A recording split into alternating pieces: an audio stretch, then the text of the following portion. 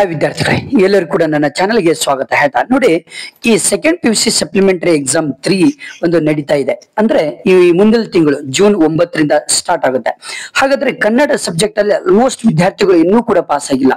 ಹಾಗಾದ್ರೆ ಕನ್ನಡ ಪಾಸ್ ಆಗ್ಬೇಕು ಅಂದ್ರೆ ನಿಮ್ಮ ನೋಟ್ಸ್ ಕೊಟ್ಟಿರ್ಬೋದು, ನಿಮ್ಮ ಸರ್ಗಳು ಟೀಚರ್ಸ್ಗಳು ನೋಟ್ಸ್ ಕೊಟ್ಟರು ಕೂಡ ಈ ಒಂದು ವಿಡಿಯೋದಲ್ಲಿ ಕೊಡುವಂತಹ ಮೋಸ್ಟ್ ಇಂಪಾರ್ಟೆಂಟ್ ಪ್ರಶ್ನೆಗಳನ್ನು ಕೂಡ ವಿತ್ ಆನ್ಸರ್ಸ್ ಕೂಡ ಕೊಟ್ಟಿದ್ದೇನೆ. ಇವುಗಳನ್ನು ಚೆನ್ನಾಗಿ ಸ್ಟಡಿ ಮಾಡಿಬಿಟ್ರೆ ನೀವು ಅಬೌವ್ 60 ಮಾರ್ಕ್ಸ್ ಆರಾಮಾಗಿ ತಗೊಳ್ಬಹುದು. ಬನ್ನಿ ಹಾಗಾದ್ರೆ ನಾವು ಪದ್ಯ 1ರಿಂದ ನಾವು ನೋಡ್ತಾ ಹೋಗೋಣ. ಕದಿಡಿದ ಸಲಿಲಂ ತಿಳಿವೆಂದದೆ ಅಂತ ಒಂದು ಪದ್ಯದಲ್ಲಿ ನೋಡ್ತಾ ಹೋಗೋದಾದ್ರೆ ಬನ್ನಿ ಹಾಗಾದ್ರೆ ಇಲ್ಲಿ ಮೊಟ್ಟ ಮೊದಲು ಇಂಪಾರ್ಟೆಂಟ್ ಪ್ರಶ್ನೆ ಯಾವುದು ಅಂದ್ರೆ ಇದನ್ನ ಕೇಳ್ತಾರೆ ನಿಮ್ಗೆ. ಈ ಸೀತೆಯನ್ನು ರಾವಣ ಎಲ್ಲಿ ಇರಿಸಿದನು ಅಂದ್ರೆ ಪ್ರಮದ ವನದಲ್ಲಿ ಇರಿಸ್ತಾನೆ. ಹೌದಾ? ಇದು ಒಂದು ಪ್ರಶ್ನೆ ಬರುತ್ತೆ ನಿಮ್ಗೆ. ರಾವಣನ ಆಗಮನವನ್ನು ಸೀತೆಗೆ ತೋರಿದವರು ಯಾರು ಅಂದ್ರೆ ಕಚರ ಕಾಂತೆಯರು ಸೀತೆಗೆ ತೋರ್ತಾರೆ. ಹಾಗೆ ರಾವಣಿಗೆ ಯಾರ ಬಗ್ಗೆ ವೈರಾಗ್ಯ ಮೂಡಿತು ಅಂದ್ರೆ ಸೀತೆಯ ಬಗ್ಗೆ ವೈರಾಗ್ಯ ಮೂಡುತ್ತದೆ.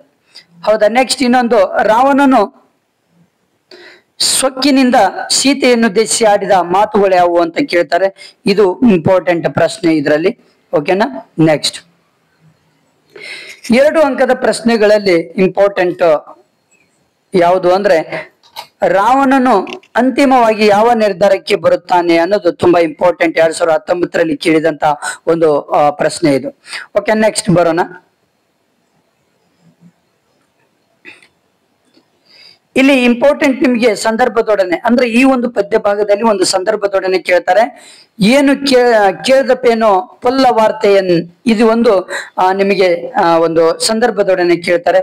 ಕೆಲವೊಂದು ವಿದ್ಯಾರ್ಥಿಗಳಿಗೆ ಸಂದರ್ಭದೊಡನೆ ಹೇಗೆ ಬರಿಬೇಕು ಅನ್ನೋದೇ ಗೊತ್ತಿರೋದಿಲ್ಲ. ನೋಡಿ, ಒಂದು ಸಂದರ್ಭದೊಡನೆ ಇದನ್ನು ಕೇಳಿದಾರ ಅಂತ ತಿಳ್ಕೊಳ್ಳಿ.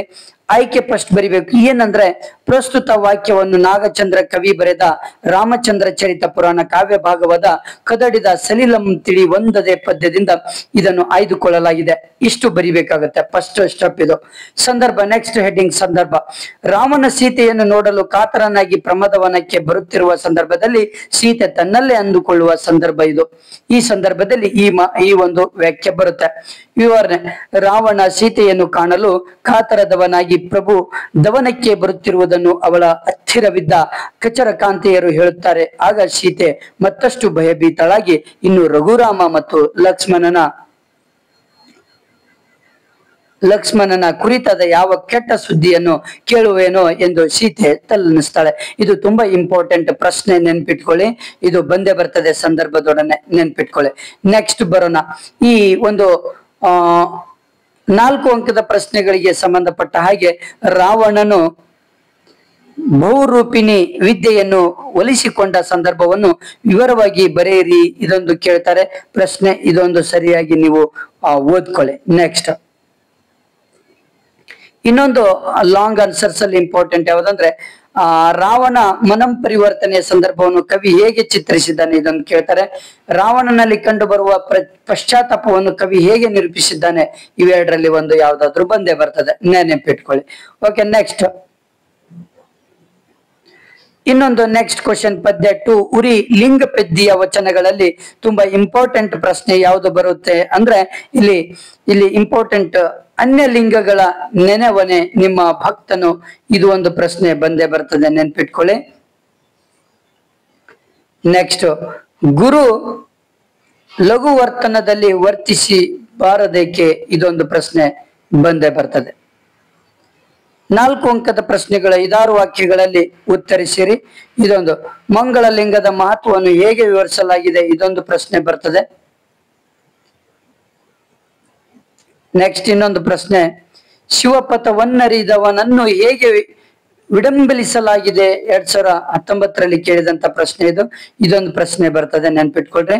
ಇನ್ನೊಂದು ಇಂಪಾರ್ಟೆಂಟ್ ಏನಪ್ಪ ಅಂದ್ರೆ ಮರ್ಕಟನ ಕೈಯಲ್ಲಿ ಮಾಣಿಕ್ಯವಿದ್ದು ಫಲವೇನು, ಇದೊಂದು ಪ್ರಶ್ನೆ ಸಂದರ್ಭದೊಡನೆ ಬರುತ್ತೆ. ಸಂದರ್ಭದೊಡನೆ 3 ಸ್ಟೆಪ್ ಅಲ್ಲಿ ನೀವು ಬರೀಲೇಬೇಕಾಗುತ್ತೆ. ಒಂದು ಆಯ್ಕೆ, ಇನ್ನೊಂದು ಸಂದರ್ಭ, ಇದೊಂದು ವಿವರಣೆ. ಇದು ತುಂಬಾ ಇಂಪಾರ್ಟೆಂಟ್ ಬಂದೇ ಬರ್ತದೆ. ನೆಕ್ಸ್ಟ್ ಇನ್ನೊಂದು ಸಂದರ್ಭದೊಡನೆ ಇದರಲ್ಲಿ ತಾಯಿ ಮೊಲೆ ಹಾಲು ನಂಜಾಗಿ ಕೊಲುವೆಡೆ, ಇದೊಂದು ತುಂಬಾ ಇಂಪಾರ್ಟೆಂಟ್ ಪ್ರಶ್ನೆ ಬಂದೇ ಬರ್ತದೆ. ಓಕೆ, ನೆಕ್ಸ್ಟ್ ಪದ್ಯ 3 ಇನ್ನು ಹುಟ್ಟಿದೆ ಇರಲಿ ನಾರಿ ಎರನ್ನೋಲ್, ಇದು ಒಂದು ಪದ್ಯ ಭಾಗದಲ್ಲಿ ತುಂಬಾ ಇಂಪಾರ್ಟೆಂಟ್ ಪ್ರಶ್ನೆಗಳು ಯಾವುದು ಅಂದ್ರೆ ಇಲ್ಲಿ ಧರ್ಮರಾಯನಿಗೆ ಎಂತಹ ಗರ ಹೊಡೆದಿದೆ, ಇದೊಂದು ಪ್ರಶ್ನೆ ಬರ್ತದೆ. ಮಲಗಿರುವ ಭೀಮನನ್ನು ದ್ರೌಪದಿ ಹೇಗೆ ಎಬ್ಬಿಸಿದಳು, ಇದೊಂದು ಪ್ರಶ್ನೆ ಬರ್ತದೆ. ತಾನು ಘೋರತರ ವಿಷ ಕುಡಿಯುವುದಾಗಿ ದ್ರೌಪದಿ ಏಕೆ ಹೇಳುತ್ತಾಳೆ, ಇದೊಂದು ಪ್ರಶ್ನೆ ಬರುತ್ತೆ, ನೆನ್ಪಿಟ್ಕೊಡ್ರಿ. ನೆಕ್ಸ್ಟ್, ದ್ರೌಪದಿ ಮುಂದಲೆಯ ಹಿಡಿದವರು ಯಾರು, 2015ರಲ್ಲಿ ಇದೊಂದು ಪ್ರಶ್ನೆ ಬರ್ತದೆ. ಸಾಂದರ್ಭಿಕಿ ವಿವರಣೆ ಬಯಸುವ ವಾಕ್ಯಗಳು ಎನ್ನವೋಲ್ ಮುನ್ನಾರು ನವೆದವರುಂಟು, ಇದೊಂದು ಪ್ರಶ್ನೆ ಬರ್ತದೆ.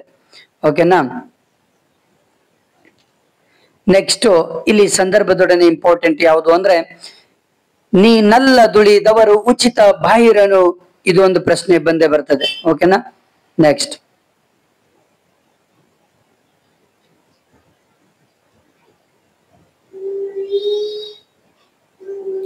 ಯಾವುದು ಅಂದ್ರೆ ಧನ ಮತ್ತು ಸುತನ ವಿಷಯದಲ್ಲಿ ಸೋಮನಾಥನ ಅಭಿಪ್ರಾಯವೇನು, ಇದೊಂದು ಪ್ರಶ್ನೆ ಬಂದೇ ಬರ್ತದೆ. ಸರಿಯಾಗಿ ನೀವು ಇದೊಂದು ಸ್ಟಡಿ ಮಾಡ್ಕೊಳ್ಳಿ. ನೆಕ್ಸ್ಟ್, ಪದ್ಯ 4 ಪಗೆಯಂ ಬಾಲಕನೆಂಬರೆ, ಈ ಒಂದು ಪಾಠದಲ್ಲಿ ಬರುವಂತ ಪ್ರಶ್ನೆ. ಹಾಗೆಯನ್ನು ಏನೆಂದು ಉಪೇಕ್ಷಿಸಬಾರದೆಂದು ಸೋಮನಾಥನು ಹೇಳಿದ್ದಾನೆ ಅಂದ್ರೆ ಬಾಲಕನೆಂದು ಉಪೇಕ್ಷಿಸಬಾರದು ಅಂತ ಹೇಳಿದ್ದಾನೆ. ನೆಕ್ಸ್ಟ್, ಇನ್ನೊಂದು ಸಂದರ್ಭದೊಡನೆ ಕೆಲವಂ ಬಲ್ಲವರಿಂದ ಕಲ್ತು, ಈ ಒಂದು ಪ್ರಶ್ನೆಯನ್ನು ಓದ್ಕೊಳ್ಳಿ, ಯಾಕಂದ್ರೆ ಇದು ಸಂದರ್ಭದೊಡನೆ ಬರುವಂತಹ ಚಾನ್ಸಸ್ ಇದೆ. ನೆಕ್ಸ್ಟ್, ಲೋಕದೋಳ್ ಮಡಿಯೇ ನಿರ್ಮಲ ಚಿತ್ತವೈ, ಇದೊಂದು ಪ್ರಶ್ನೆ ಓದ್ಕೊಳ್ಳಿ. ನೆಕ್ಸ್ಟ್, ಪದ್ಯ 5 ಜಾಲಿಯ ಮರದಂತೆ ಪುರಂದರ ದಾಸರು. ಇಲ್ಲಿ ಪುರಂದರ ದಾಸಿಗೆ ಸಂಬಂಧಪಟ್ಟ ಹಾಗೆ ಬರುವಂತದ್ದು, ಜಾಲಿಯ ಮರದಂತಿರುವವರು ಯಾರು ಅಂತ ಕೇಳ್ತಾರೆ. ಹಾಗೆ ದುರ್ಗಂಧ ಬಿಡದಿರುವುದು ಯಾವುದು ಅಂತ ಕೇಳ್ತಾರೆ. ಈ 2 ಪ್ರಶ್ನೆ ಸರಿಯಾಗಿ ಸ್ಟಡಿ ಮಾಡಿ. ಯಾರಿಗೆ ಷಡ್ ಸಾನ್ವನ್ನಿಕ್ಕಿ ಉಪಯೋಗವಿಲ್ಲಬೇಕೆ, ಇದೊಂದು ಪ್ರಶ್ನೆ ತುಂಬಾ ಇಂಪಾರ್ಟೆಂಟ್ ಬರುತ್ತೆ. 3 ಅಂಕದ ಪ್ರಶ್ನೆಗಳಿಗೆ ಸರಿಯಾದ ಉತ್ತರ. ಸಾಂದರ್ಭಿಕ ವಿವರಣೆಯನ್ನು ಬಯಸುವ ವಾಕ್ಯಗಳು ಮೂಲಾಗ್ರ ಪರ್ಯಂತ ಮುಳ್ಳು ಕೂಡಿಪ್ಪಂತೆ, ಇದೊಂದು ಪ್ರಶ್ನೆ ಬಂದೇ ಬರುತ್ತೆ. ಸರಿಯಾಗಿ ನೀವು ಕರೆಕ್ಟ್ ಆಗಿ ಇದು ಮಾಡ್ಕೊಳ್ಬೇಕಾಗತ್ತೆ. ನೆಕ್ಸ್ಟ್, ನಾರುವ ದುರ್ಗಂಧ ಬಿಡುವಿಲ್ಲವೇ, ಇದೊಂದು ಪ್ರಶ್ನೆ ಬರುತ್ತೆ, ನೆನ್ಪಿಟ್ಕೊಳ್ಳಿ. ನೆಕ್ಸ್ಟ್, ಬಡತನ ಹೇಗೆ ಬದಲಾಯಿತು, ಇದ್ದಷ್ಟು ಬುದ್ಧಿಯನ್ನು ಹೇಗೆ ಕಳೆದುಕೊಳ್ಳುತ್ತಾರೆ, ಈ 2 ಪ್ರಶ್ನೆ ಸರಿಯಾಗಿ ನೀವು ಸ್ಟಡಿ ಮಾಡಿ. ನೆಕ್ಸ್ಟ್, ಹಬ್ಬಲಿ ಅವರ ರಸಬಳ್ಳಿ ಜನಪದ ಪದ್ಯ 6ರಲ್ಲಿ ಇರುವಂತ ಮೋಸ್ಟ್ ಇಂಪಾರ್ಟೆಂಟ್ ಒಂದು ಪ್ರಶ್ನೆ ಯಾವುದು ಅಂದ್ರೆ ಇಲ್ಲಿ ಬ್ಯಾಸಗಿ ದಿವಸಕ್ಕ ಯಾವ ಮರ ತಂಪು, ಬೇವಿನ ಮರ ತಂಪು, ಇದು ತುಂಬಾ ಇಂಪಾರ್ಟೆಂಟ್. ನೆಕ್ಸ್ಟ್, ಬಂಗಾರ ನಿನಗೆ ಸ್ಥಿರವಲ್ಲ, ಈ ಒಂದು ಸಂದರ್ಭದೊಡನೆ ಬರುತ್ತೆ, ನೆನ್ಪಿಟ್ಕೊಳ್ಳಿ, ಇದೊಂದು ಸರಿಯಾಗಿ ನೀವು ಸ್ಟಡಿ ಮಾಡ್ಕೊಳ್ಳಿ. ನೆಕ್ಸ್ಟ್, ತಾಯಿ ಇಲ್ಲದ ತವರಿಗೆ ಹೋಗದಿರು ನನ್ನ ಮನವೇ, ಇದೊಂದು ತುಂಬಾ ಇಂಪಾರ್ಟೆಂಟ್ ಬಂದೇ ಬರ್ತದೆ. ಒಂದು ಇದಕ್ಕೆ ಯಾವುದಕ್ಕೆ ಒಂದು ಸಂದರ್ಭದೊಡನೆ ಪ್ರಶ್ನೆಗೆ ತುಂಬಾ ಇಂಪಾರ್ಟೆಂಟ್ ಪ್ರಶ್ನೆ ಇದು. ನೆಕ್ಸ್ಟ್, ಇಲ್ಲಿ ಹೆಣ್ಣು ಮಕ್ಕಳ ದುಃಖವನ್ನು ಬಲ್ಲವರು ಯಾರು, ಹೇಗೆ ಎಂಬುದು ಇಲ್ಲಿ ಕೇಳ್ತಾರೆ ಪ್ರಶ್ನೆ. ಇದೊಂದು ಪ್ರಶ್ನೆ ಓದ್ಕೊಳ್ಳಿ ಸರಿಯಾಗಿ. ಓಕೆನಾ. ನೆಕ್ಸ್ಟ್, ಪದ್ಯ 7 ಬೆಳಗು ಜಾವ, ಈ ಒಂದು ಪದ್ಯಕ್ಕೆ ಸಂಬಂಧಪಟ್ಟ ಹಾಗೆ ಇಲ್ಲಿ ಕವಿಯ ಪ್ರಕಾರ ಯಾವುದು ಮತ್ತೆ ಚಿಗುರುತ್ತದೆ, ಮರವು ಚಿಗುರುತ್ತದೆ. ಇಲ್ಲಿ ಬೇಟೆಗಾರ ಯಾರು ಅಂದ್ರೆ ಸೂರ್ಯನ ಬೆಳಕು ಬೇಟೆಗಾರನಾಗಿದ್ದಾನೆ. ಇದು 2 ಪ್ರಶ್ನೆಗಳು ತುಂಬಾ ಇಂಪಾರ್ಟೆಂಟ್. ಸಂದರ್ಭದೊಡನೆ ಮರಣ ಬಂದಿತು ಕ್ಷಣವು ಉರುಳಿ, 2016ರಲ್ಲಿ ಕೇಳಿದ್ದಾರೆ ಈ ಪ್ರಶ್ನೆ. ಇದೊಂದು ಸರಿಯಾಗಿ ನೀವು ಇದು ಮಾಡ್ಕೊಳ್ಳಿ. 4 ಅಂಕದ ಪ್ರಶ್ನೆಗಳಿಗೆ ತುಂಬಾ ಇಂಪಾರ್ಟೆಂಟ್ ಪ್ರಶ್ನೆ ಯಾವುದು ಅಂದ್ರೆ ಇಲ್ಲಿ ಬೆಳಗು ಜಾವ ಕವನದ ಮೂಲಕ ಕವಿ ಬೇಂದ್ರೆ ಹೇಳಿರುವ ವಿಚಾರಗಳ್ಯಾವು, 2015 2017ರಲ್ಲಿ ಕೇಳಿದಂತ ಒಂದು ಇದು ಪ್ರಶ್ನೆ ಇದು. ನೆಕ್ಸ್ಟ್, ಬಾಳಿನ ಅಶ್ವಾಸತೆ ಮತ್ತು ಪ್ರಕೃತಿಯ ನಿತ್ಯ ನೂತನತೆಯ ಗುಣವನ್ನು ಬೆಳಗು ಜಾವ ಕವನದಲ್ಲಿ ಹೇಗೆ ವಿವರಿಸಿದ್ದಾರೆ ಅಂದ್ರೆ ಇದೊಂದು ಪ್ರಶ್ನೆ ಬಂದೇ ಬರ್ತದೆ, ನೆನ್ಪಿಟ್ಕೊಳ್ರಿ. ಪದ್ಯ 8 ಮುಂಬೈ ಜಾತಕದಲ್ಲಿ ಇಂಪಾರ್ಟೆಂಟ್ ಇರುವಂತಹ ಒಂದು ಮೋಸ್ಟ್ ಇಂಪಾರ್ಟೆಂಟ್. ಕುಳಿತು ಕೆಮ್ಮುವ ಪ್ರಾಣಿ ಯಾರು ಅಂತ ಕೇಳ್ತಾರೆ, ಇದು ತಂದೆ ಅಂತ ನಾವು ಹೇಳ್ಬೋದು. ನೆಕ್ಸ್ಟ್, ಕನಸು ಬಂಡಿಯ ಕೆಳಗೆ ನಿದ್ರಿಸುವುದು ಹೇಗೆ, ಇದೊಂದು ಪ್ರಶ್ನೆ ಬರ್ತದೆ. ನೆಕ್ಸ್ಟ್, 3 ಅಂಕದ ಅವಸರದ ಹೆಜ್ಜೆ ಮೇಲೆ ಸರಿಯುವ 1000 ಕುರುಳು, ಇದೊಂದು ಪ್ರಶ್ನೆ ಬರ್ತದೆ. 2 ಅಂಕದಲ್ಲಿ ತುಂಬಾ ಇಂಪಾರ್ಟೆಂಟ್ ಪ್ರಶ್ನೆ ಅಂದ್ರೆ ಮಗು ಏನನ್ನು ಕುಡಿದು ಬೆಳೆಯುವುದು ಅಂದ್ರೆ ಇದೊಂದು ಪ್ರಶ್ನೆ ಬಂದೇ ಬರ್ತದೆ, ನೆನ್ಪಿಟ್ಕೊಳ್ರಿ. ಓಕೆನಾ.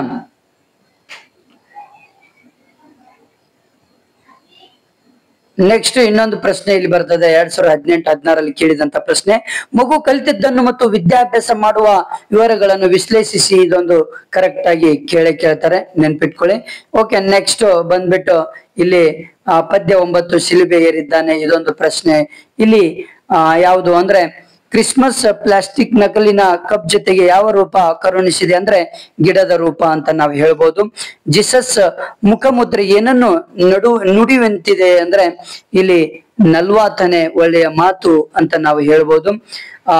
ಪುಣ್ಯಿಸಲಿ ನಿಮ್ಮನ್ನು ಆ ದೇವರು 2017ರಲ್ಲಿ ಇದನ್ನು ನಾವು ನೋಡಬಹುದು. ನೆಕ್ಸ್ಟ್, ಯಾವ ಸ್ಥಳಗಳಲ್ಲಿ ಜೀಸಸ್ ಶಿಲುಬೆ ಏರಿದ್ದಾನೆ? ಇದು ತುಂಬಾ ಇಂಪಾರ್ಟೆಂಟ್. 2015-2019ರಲ್ಲಿ ನಾವು ನೋಡ್ಬೋದು. ಪದ್ಯ 10 ಒಂದು ಹೂ ಹೆಚ್ಚಿಗೆ ಇಡುತ್ತೀರಿ. ಇದೊಂದು ತುಂಬಾ ಇಂಪಾರ್ಟೆಂಟ್ ಪ್ರಶ್ನೆ ಬರುತ್ತೆ. ನೆಕ್ಸ್ಟ್ ಇಲ್ಲಿ ಇನ್ನೊಂದು ಯಾವ್ದಪ್ಪ ಅಂದ್ರೆ ಶಿಲುಬೆಗೇರಿದ ಜೀಸಸ್ನ ದೇಹ ಏನನ್ನು ಹೇಳುವಂತಿದೆ ವಿವರಿಸಿರಿ ಅಂದ್ರೆ 2018ರಲ್ಲಿ 2 ಅಂಕದ ಪ್ರಶ್ನೆಗಳು. ಮುದುಕಿಯ ಜೀವ ಎಳೆಯುವಂತಿರುವುದಕ್ಕೆ ಇದೊಂದು ಪ್ರಶ್ನೆ. ಮುದುಕಿ ಏನೆಂದು ಗೋಗರಿಯುತ್ತಾರೆ ಅಂದ್ರೆ 2017 ಮತ್ತು 2015ರಲ್ಲಿ ಬರುತ್ತೆ. ನೆಕ್ಸ್ಟ್ 3 ಅಂಕದ ಪ್ರಶ್ನೆಗಳು. ಇಲ್ಲಿ ಎಷ್ಟು ಸಲವಂ ಹೇಳುವುದು ನಿನಗೆ ಅಂದ್ರೆ ಇದು ತುಂಬಾ ಇಂಪಾರ್ಟೆಂಟ್, ಇದೊಂದು ಓದ್ಕೊಳ್ಳಿ.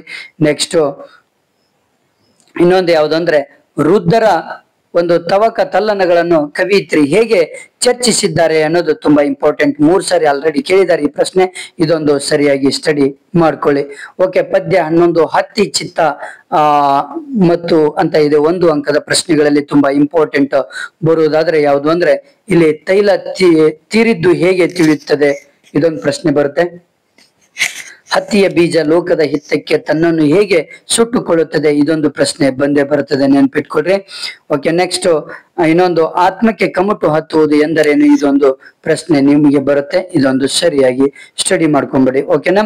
ಇಷ್ಟು ಪದ್ಯ ಭಾಗದಿಂದ ಮೋಸ್ಟ್ ಇಂಪಾರ್ಟೆಂಟ್. ನೆಕ್ಸ್ಟ್ ಭಾಗ 2ದಲ್ಲಿ ಗದ್ಯ ಪಾಠದ್ದು ಹೇಳ್ತೇನೆ. ಭಾಗ 3ದಲ್ಲಿ ಗ್ರಾಮರ್ ಪಾಠ ಬರುತ್ತೆ. Okay, thank you friends. ಹೀಗೆ ನನ್ನ ಚಾನಲ್ ಅನ್ನು ಸಪೋರ್ಟ್ ಮಾಡಿ, ಹಾಗೆ ಸಬ್ಸ್ಕ್ರೈಬ್ ಮಾಡಿ, ಹಾಗೆ ನಿಮ್ಮ ಫ್ರೆಂಡ್ಸಿಗೆ ಕೂಡ ಈ ಒಂದು ವಿಡಿಯೋವನ್ನು